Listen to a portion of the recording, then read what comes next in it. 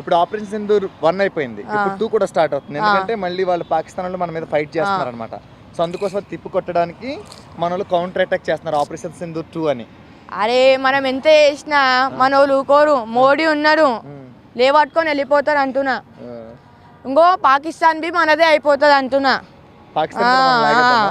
లాగేస్తాం.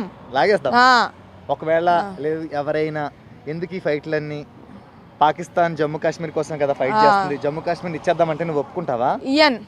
నువ్వైతే మనదే జమ్మూ కాశ్మీర్ మనదే. ఓకే, అయితే ఒకవేళ ఎవరైనా పెద్దోళ్ళు అంటారు, మన ఇంట్లో కొంచెం పెద్దోళ్ళు ఉంటారు కదా, మన అమ్మమ్మ నాన్నమ్మ తాతయ్య లాంటి వాళ్ళు, వీళ్ళు అంటారు ఏమంటారంటే ఎందుకు ఇలా ఒకరినొకరు చంపుకోవడం, మనం చంపుకోరు అంటే వాళ్ళు తప్పు చేసినందుకే చంపినాం అన్న.